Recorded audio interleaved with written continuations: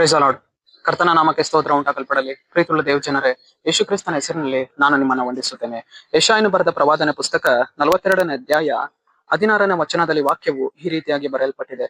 ಅವರೆದುರಿನ ಕತ್ತಲನ್ನು ಬೆಳಕು ಮಾಡಿ ಡೊಂಕನ್ನು ಸರಿಪಡಿಸುವೆನು ಎಂದು ವಚನವು ಬರೆಯಲ್ಪಟ್ಟಿದೆ.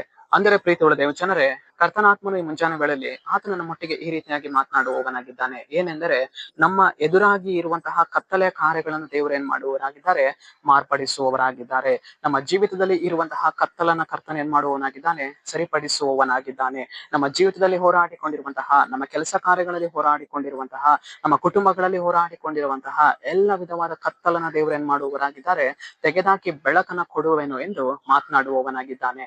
ರೋಗ ಅನ್ನುವಂತಹ ಕತ್ತಲು, ಸಾಲ ಅನ್ನುವಂತಹ ಕತ್ತಲು, ಕಣ್ಣೀರ್ ಅನ್ನುವಂತಹ ಕತ್ತಲು, ಉಪದ್ರವ ಅನ್ನುವಂತಹ ಕತ್ತಲು, ಈ ಕತ್ತಲುಗಳು ನಮ್ಮ ಜೀವಿತದಲ್ಲಿ ಅದೇನ್ ಮಾಡಿಕೊಂಡಿರುತ್ತದೆ, ಹೋರಾಡಿಕೊಂಡಿರುವಂತದ್ದಾಗಿದೆ. ಆದರೆ ಪ್ರೀತಿಯುಳ್ಳ ದೇವ ಜನರೇ, ಕರ್ತನ ಮುಂಜಾನೆಗಳಲ್ಲಿ ಮಾತನಾಡ್ತಾ ಇದ್ದಾನೆ, ಮಗನೇ ಮಗಳೇ, ನಿನ್ನ ಜೀವಿತದಲ್ಲಿ ಯಾವ ಕತ್ತಲು ಹೋರಾಡಿಕೊಂಡಿದೆ, ನಾನು ಅದನ್ನ ಮಾರ್ಪಡಿಸಿ ಬೆಳಕನ್ನ ನೀನು ಕೊಡುವೆನೆ ಎಂದು ಆತನು ಮಾತನಾಡುವವನಾಗಿದ್ದಾನೆ. ಅಷ್ಟು ಮಾತ್ರವಲ್ಲ, ನಮ್ಮ ಜೀವಿತದಲ್ಲಿ ನಮಗೆ ಇರುವಂತಹ ಡೊಂಕಾದ ಮಾರ್ಗಗಳನ್ನು ದೇವರು ತೆಗೆದುಹಾಕುವವರಾಗಿದ್ದಾರೆ.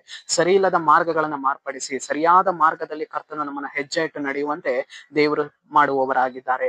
ಇವತ್ತು ನಾವು ಕೆಲ್ಸಕ್ಕೆ ಹೋಗುವಾಗಲೂ ಬರುವಾಗಲೂ, ಕೆಲಸ ಕಾರ್ಯಗಳಲ್ಲಿಯೂ, ನಮ್ಮ ಕುಟುಂಬದಲ್ಲಿಯೂ, ನಮ್ಮ ಸೇವೆಯಲ್ಲಿಯೂ ಅನೇಕ ಮಾರ್ಗಗಳು ಇವತ್ತೇನಾಗಿದೆ, ಡೊಂಕಾಗಿರುವಂತದ್ದಾಗಿದೆ. ದೇವರು ಅದನ್ನ ಏನ್ ಮಾಡುವವರಾಗಿದ್ದಾರೆ, ಸರಿಪಡಿಸುವವರಾಗಿದ್ದಾರೆ. ನಮ್ಮ ಮಾರ್ಗದಲ್ಲಿರುವ ಕತ್ತಲನ್ನು ತೆಗೆದುಹಾಕುವವರಾಗಿದ್ದಾರೆ, ಬೆಳಕನ್ನ ಕೊಡುವವರಾಗಿದ್ದಾರೆ.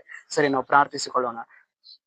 ಅಪ್ಪ ಕರ್ತನೆ, ನಿನಗೆ ಸ್ತೋತ್ರ ಸ್ವಾಮಿ. ಈ ಮುಂಜಾನೆ ವೇಳೆಯಲ್ಲಿ ದೇವರೇ, ಈ ವಾಕ್ಯ ಭಾಗ ಸಂದೇಶವನ್ನ ನೋಡುವ ಜನಗಳನ್ನು ಸಂಧಿಸು ಕರ್ತನೆ. ನಿನ್ನ ಜನರ ಜೀವಿತದಲ್ಲಿ ನಿನ್ನ ಕಾರ್ಯವನ್ನ ಮಾಡಿ, ನಿನ್ನ ಜನರ ಜೀವಿತದಲ್ಲಿ ಹೋರಾಡ್ತಾ ಇರುವಂತಹ ಅವ್ರ ಎದುರಿನ ಎಲ್ಲ ಕತ್ತಲನ್ನ ನೀನು ತೆಗೆದಾಕಿ ಬೆಳಕನ್ನ ಉಂಟು ಮಾಡು. ಅದಕ್ಕಾಗಿ ಸ್ತೋತ್ರ.